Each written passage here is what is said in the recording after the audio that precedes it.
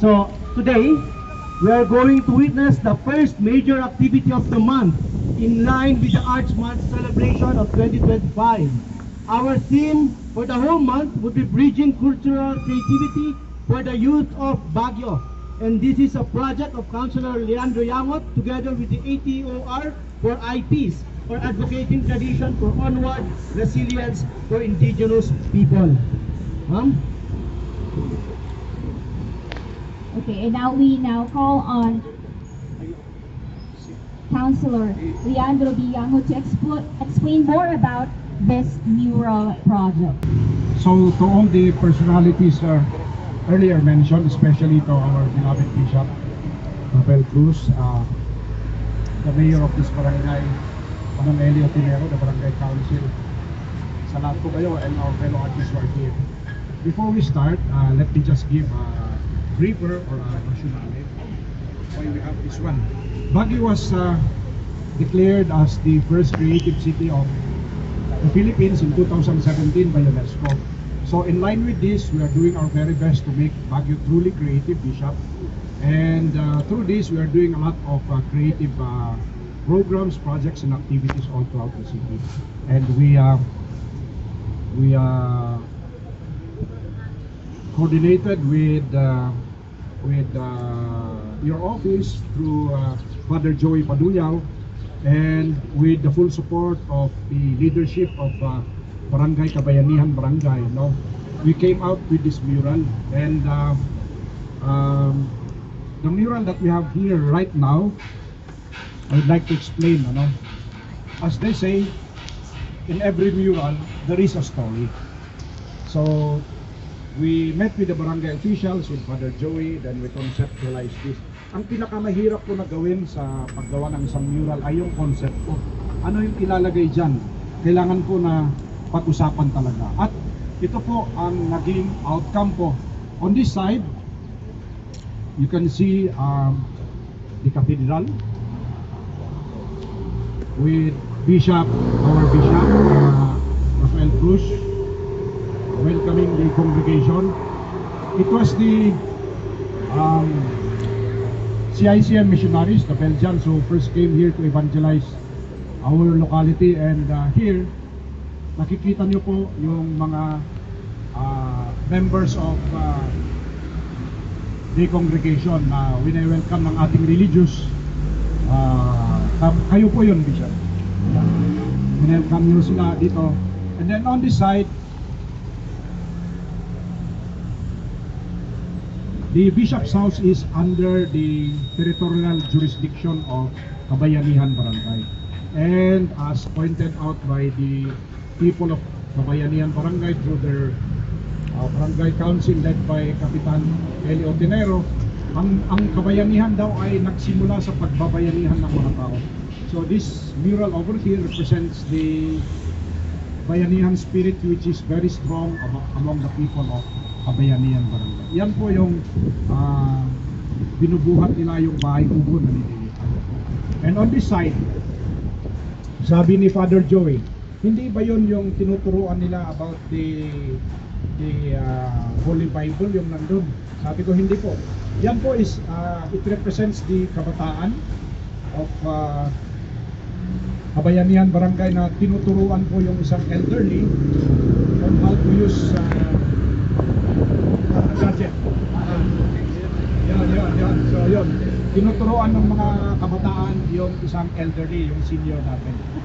Then over there, it represents what our policemen are doing in the locality in maintaining peace and order and in helping manage our traffic. So yun po, nakikita niyo yung police, denied na mag-cross sa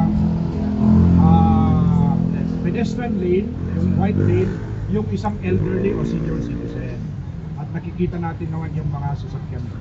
And then on the background are the buildings here all around. And that's about it. So this is the mural which represents the Diocese of Baguio, Kabayanihan Barangay, our kabataan and the elderly of the community, and the police. So yan po, this is the mural that I would say this is one of the masterpieces of our artists in Baguio, and I'd like to make special mention sa team namin, sa Sinagi Artist. Of course, andun ako. Andyan si Camille Machis. Where's Camille? Yan, Camille is here. And then Dylan, may klase po siya, nag-aaral. Si Karel, may klase din. And then D. Sopranes, the same. But Kyla is here. So since wala silang pasok, sila po yung makasama namin na gumawa dito. So this is dedicated to all of you, to the Diocese of Baguio, Kabayanihan Barangay, our Sangguniang Kabataan, and our seniors or elderly, and the policemen who are helping us manage traffic and everything, even peace and order. So that's about it. So initially sa program po, we're supposed to have the program here, but we will be causing traffic. So the program will be done after the ribbon cutting and after the blessing by the bishop. Mag-transfer po tayo sa CRC Hall for the program. Good morning. Okay, maraming salamat, Councilor Leandro Yangot. At sa gaya nga po ng sabi ni Councilor, mamaya, the main program, dun po tayo sa CRC Hall after the blessing. So let's now proceed with the blessing and the ribbon cutting to be led by no other than our most reverend Bishop Rafael T. Cruz. Hola! Woo! Nice. Open to the public na. Yay! Enjoy for viewing. Yeah! The blessing of the mural by His Excellency, the most Reverend Bishop Rafael T. Cruz, D.D.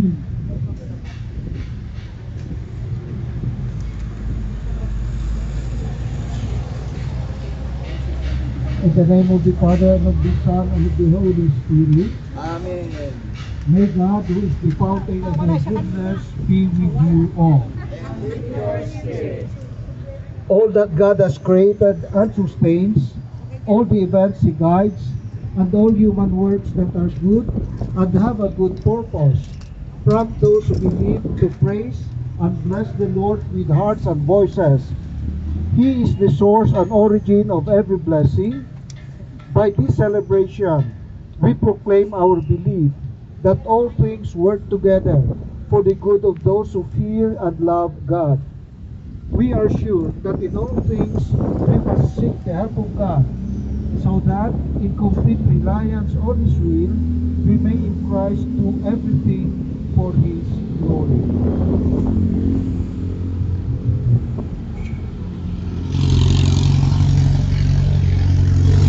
Brothers and sisters, listen to the words of the first letter of Paul to Timothy.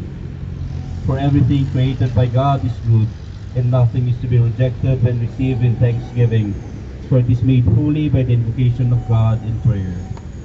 The word of the Lord. Your response: give thanks to the Lord, for He is good, His love is everlasting.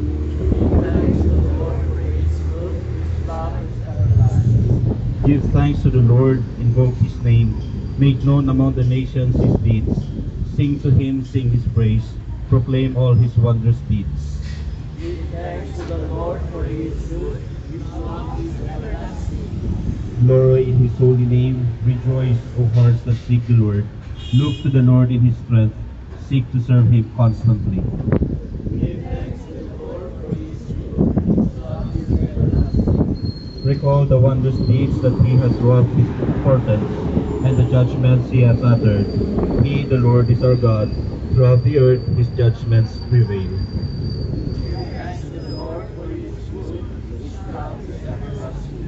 He remembers forever His covenant, which He made binding for 1,000 generations, which He entered into with Abraham, and by His oath to Isaac.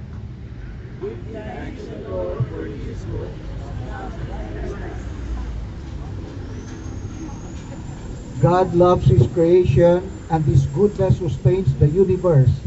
Let us pray now that He will bestow His blessing upon us, and that He will renew and support us with His strength. For this we pray, Lord, send us your blessing. And may Almighty God bless you all, the Father, and the Son, and the Holy Spirit. Amen. Palakpakan. Picture-taking tayo, tapos ituloy natin sa taas yung program sa Okay. CRC Hall. So now, we are going to proceed sa taas na po sa may CRC Hall. Picture tayo Okay, muna but before natin. we proceed, let's have a picture taking with Abu Bishop. Oh, halina po kayo, yung mga gusto magpa-picture kay Bishop, halina po tayo. Okay, kindly pick yung ating wait, alisin natin yung mga trash sa baba. Para mas maganda. Kindly pick it up. Okay. Okay, share na lang.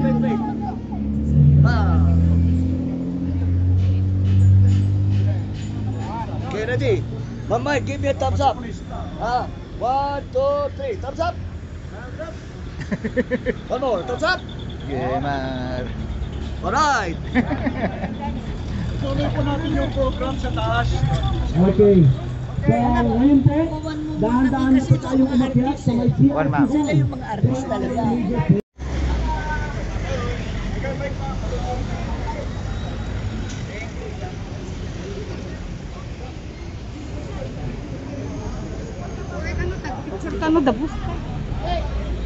Right.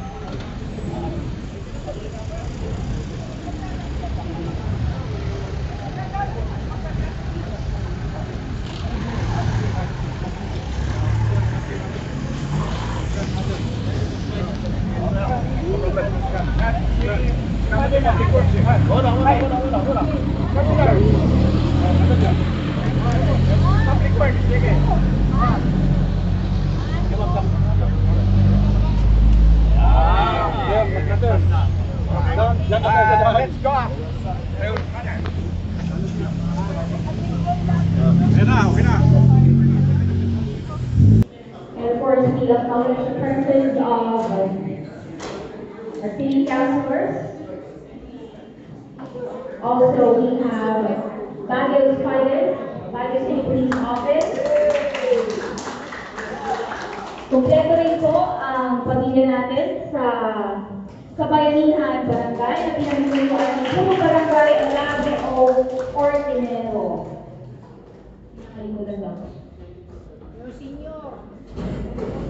Okay, and we now call on the SK Chairman, Jonathan Joy Villar.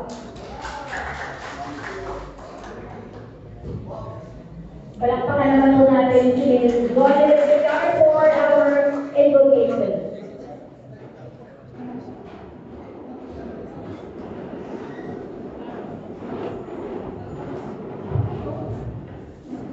Let us put ourselves in the presence of our Maker.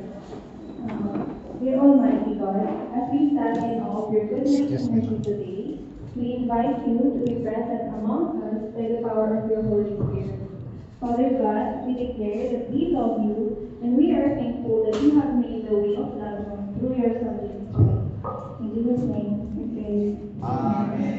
Of course, no, dahil nga po ipinagdiriwang natin ang Arts Month celebration with the theme, Bringing Cultural Creativity for the Youth of Baguio. Again, this is a project of Councilor Leandro Llano together with the ATOR or ATOR for IDs or Advocating Tradition for Onward Resilience for Indigenous People. So maganda rin po na i-acknowledge po natin yung mga artists behind that beautiful mural. We're hoping na kompleto po sila ngayon. Please stand so we can acknowledge you. Kasama po dito si Councilor Leandro Llano, Ms. Camille Matis, Dylan Calines, and also Karil Comiles. Also we have Lee Sopranes and Kyla Felipe.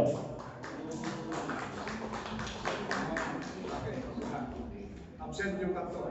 Ayun dalawa. Okay, palakpakan naman po natin yung magagaling po natin yung artist behind that mural. Ito pong project na ginawa natin is a creative initiative, a creative collaboration, a creative partnership between, of course, the Kabayanihan Barangay, which has the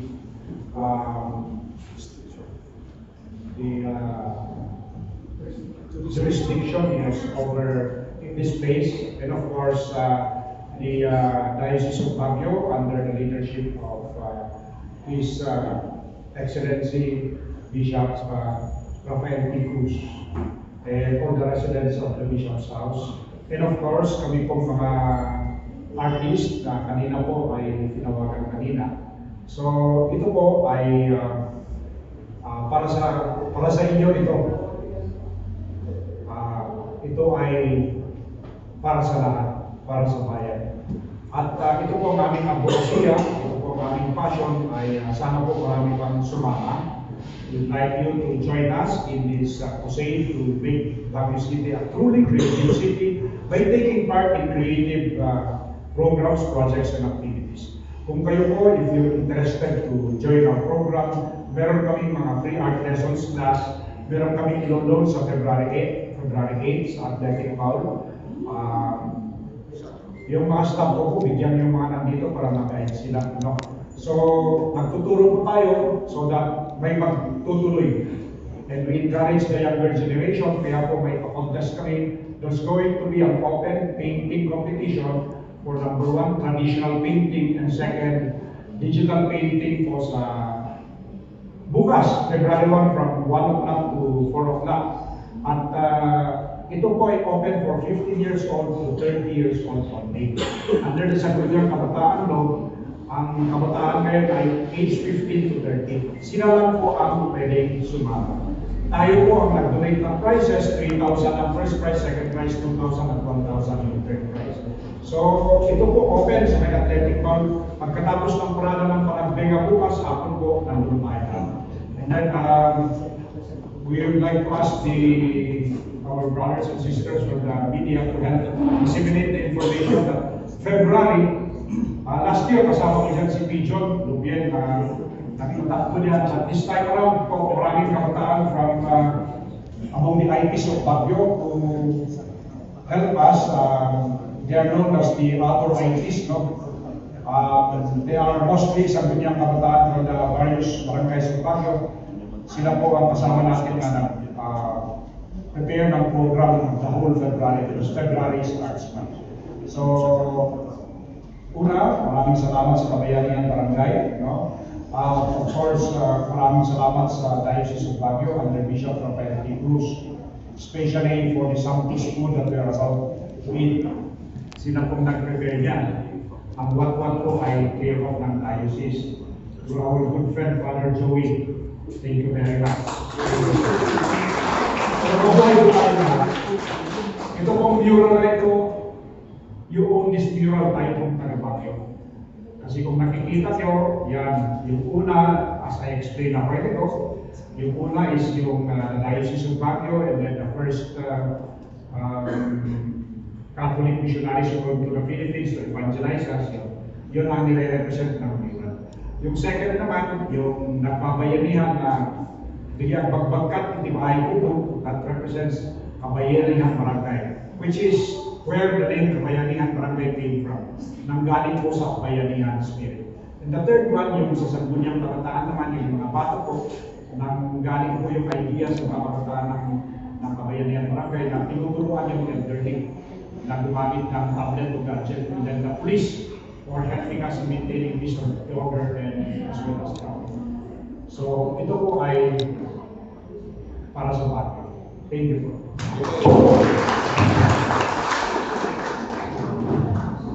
Thank you, Councilor Leandro Llanos. And on behalf of the National Commission for Culture and the Arts, the National Arts Month, and I am so happy that one of the inaugurations during this National Arts Month is our mural here at the Baguio Cathedral. And thank you, Bishop, thank you, Councilor Llanos, and thank you to the Barangay, Kabayanihan, and to all of you who have attended. Thank you po, maraming salamat.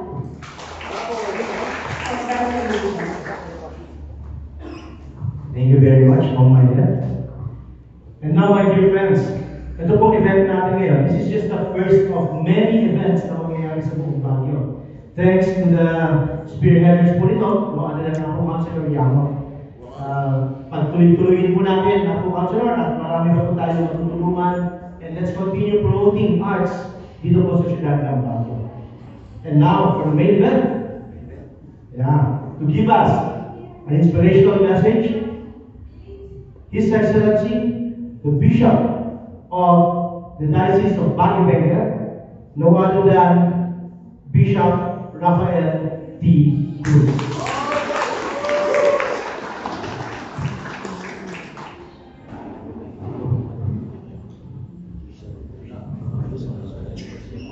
Thank you very much. Good morning po sa inyong lahat. Alam niyo, tungkol sa mural na binindisyonan natin kanina na, isang salita lang naman ang description ko sa ginawa niyo. Ano yung salita niyo? Excellent. Excellent, napakaganda ng ginawa niyo. Actually, ilang araw na yan na tuwing dumarang kami doon, tinitignan ko. At maraming nagsasabi sa akin, Bishop, Bishop to, ikaw ata yun, sabi nila. Sabi ko, hindi ako yun kasi yung drawing ko ako eh. So, okay. Pangalawa, may I make special mention sa mga tao na malapit sa akin. At itong mga tao ito, I describe them only with two letters. Actually, double letter I mean. SS. At sino ang tinutukoy ko? Mga IPs.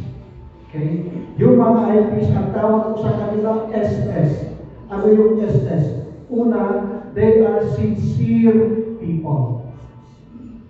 Pangalawa, they are simple people. Kaya malapit ang aking damdamin sa kanila. At yan, hindi lang magmula nung tumating ako sa Baguio. Actually, yung experience ko sa kanila, nung nag-aaral kami, nandiyan si Father Benny Castaneda, nung nag-aaral kami sa San Pablo Seminary, mga damarkads ko ang mga IPs. At yun ang observe ko, they are simple but sincere people. So, congratulations po sa inyong lahat. And then also, finally, ang third point ko ay I like the cooperation between the church and the civic government. Kaya ipagpatuloy natin yan. At ito po, now I formally appoint Father Joey to be the contact person ng city government. Thank you very much. Yes, Father Joey, na-promote na.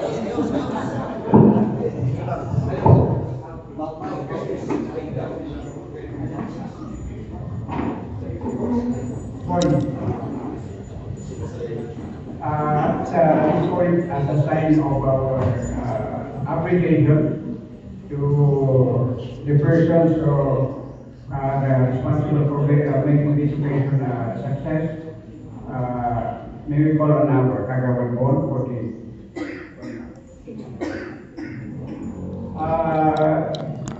this resolution was supposed to be given last year. Kaya sa napamit namin kanina, we gave way dun sa mga well-wishers before coming from the different sectors. Kaya nagpagwaya kami. Now is the time, and we would like to present this resolution to Sangguniang welcoming the Bishop. May we follow that. Good morning po. Resolution number 44, series of 2024, introduced by Kagawad Susan P. Guzman. A resolution warmly welcoming His Excellency, the Most Reverend Bishop Rafael P. Cruz, D.D., as the newly designated head of the Diocese of Baguio.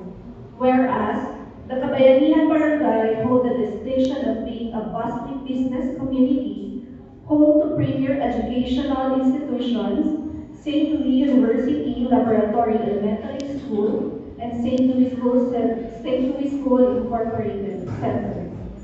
The spirituality center of Baguio City for its Our Lady of the Atonement Cathedral, a host to have of Session Road business establishments, and the Bishop's House, home of the Diocese of Baguio. Whereas, as a kind, generous, and endearing LGU host, it is but proper to give due respect, homage, and courtesy to all our guests, visitors, and new acquaintances, especially so that he is the head of the Catholic hierarchy in the region, as spiritual leader and a man of faith. Now therefore, be it resolved by the Sangguniang Barangay now in session to give warm welcome to His Excellency, the Most Reverend Bishop Rafael T. Cruz Lili, our new head of the Diocese of Baguio, adopted, originally signed by the Sangguniang members.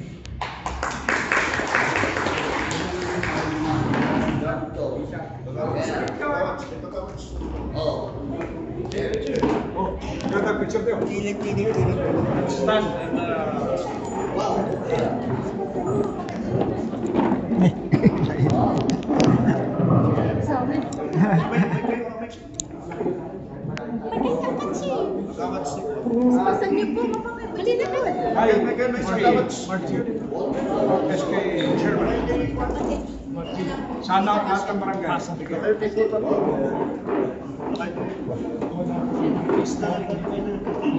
Basta kagawat tayo magiging statistic.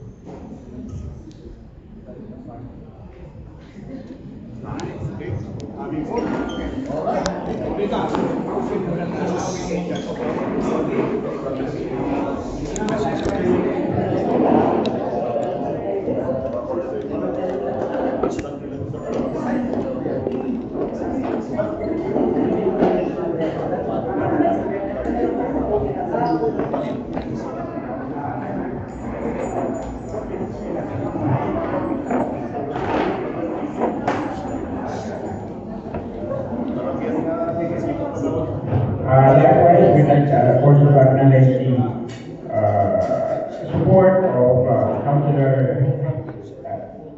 Leandro Yang Jr. for his efforts and commitment to make this murals happen. So they what is that? Citation. Certificate of appreciation. The certificate of appreciation is awarded to Honorable Leandro Villano Jr., City Councilor, for his invaluable contribution for spearheading the installation of murals in the different barangays in the city, in the quest for a creative city. Given his 31st day of January 2025 at the CRC Hall, Upper Mabini Street, Baguio City, signed by Puno Barangay Elijah Ordinary.